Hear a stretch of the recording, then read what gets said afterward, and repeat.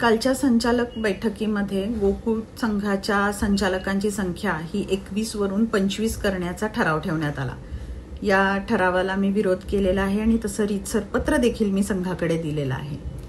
याबाबत माझी भूमिका फक्त इतकीच आहे की हा निर्णय खूप महत्त्वाचा आहे आणि रूटीनचे जे विषय बोर्ड मीटिंगमध्ये येत असतात त्या रूटीनच्या विषयामध्ये याची चर्चा 5 ते 10 मिनिटांवरती होऊन एवढा मोठा निर्णय घेण्यात येऊ नये। तर याच्यासाठी वरिष्ठ नेतृत्वांच्या सोबत आपली बैठक झाली पाहिजे, चर्चा झाली पाहिजे, त्यांच्याशी त्यांचा सल्ला घेतला पाहिजे, त्यांचं मार्गदर्शन घेतलं पाहिजे, इतकीच माझी भूमिका आहे। कारण हा निर्णय महत्त्वाचा आहे, येणाऱ्या निवडणुकीवरती याचा प्रभाव पडणार आहे आणि त्यामुळं आपण सगळ्यांनी महायुतीच्या वरिष्ठ नेतृत्वांच्या सोबत बसून याचं सल्लामसलत करून हा निर्णय व्हावा, इतकाच यामागची माझी भूमिका आहे। म्हणून कालच्या मीटिंगमध्ये हा ठराव पास न करण्यासाठी मी विरोध केलेला आहे। याच्यावरून अनेक तर्कवितर्क काढले गेले की गोकुळमध्ये महायुतीमध्ये एकमत नाही वगैरे, पण मला थोडंसं इथं क्लिअर करावंसं वाटतं की जिथं 4 लोक एकत्र येतात प्रत्येकाची मतं ही वेगळी असू शकतात आणि आपलं वेगळं मत मांडणं म्हणजे आपण लगेच विरोधक झालो असा त्याचा अर्थ होत नाही। निश्चित आज गोकुळमध्ये सावकार साहेब असतील, मुश्रीफ साहेब असतील किंवा नरके साहेब असतील, ही सगळी सहकारातली मंडळी आहे, त्यांचा अनुभव माझ्यापेक्षा जास्त आहे, पण त्यांचा अनुभव हा वेगळा असू शकतो, माझा अनुभव वेगळा असू शकतो, त्यामुळे मी माझं मत व्यक्त केलं।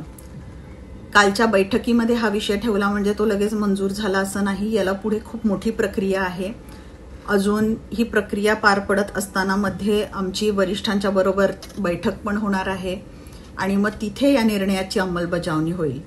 सरतेशेवटी फक्त इतकंच सांगायचं आहे की वरिष्ठांशी चर्चेअंती जो निर्णय होईल तो आम्ही सर्व महायुतीचे सदस्य हा एकमताने मंजूर करू, पण हा निर्णय घेण्यामागे नेमकी नेत्यांची भूमिका काय आहे, याचा गोकुळला काय फायदा होईल किंवा गोकुळच्या हिताची ही भूमिका असेल का, हा निर्णय असेल का, हा निर्णय घेतल्यावरती गोकुळवरती त्याचा बोजा पडणार आहे का, या सगळ्या गोष्टींची बरेच असे प्रश्न आहेत जे माझ्या मनात आहेत आणि मी ते उपस्थित सुद्धा काल केले होते। तर अशा अनेक प्रश्न आहेत, या प्रश्नांच्यावरती सुद्धा चर्चा होणं मला महत्त्वाचं वाटलं आणि म्हणून मी या विषयाला विरोध केलेला आहे। त्यामुळं माझी सर्वांना हीच विनंती आहे की इतक्यात कुणी कुठल्या निष्कर्षापर्यंत जाऊ नये आणि कुठलाही वेगळा तर्क काढू नये।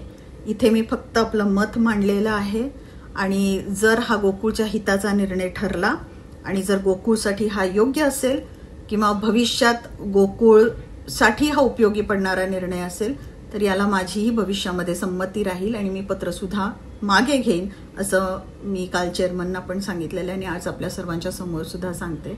फक्त याच्यामध्ये वेगळा कुठलाही अर्थ काढू नये म्हणून मी आपल्यासमोर या व्हिडिओच्या माध्यमातून येते। धन्यवाद।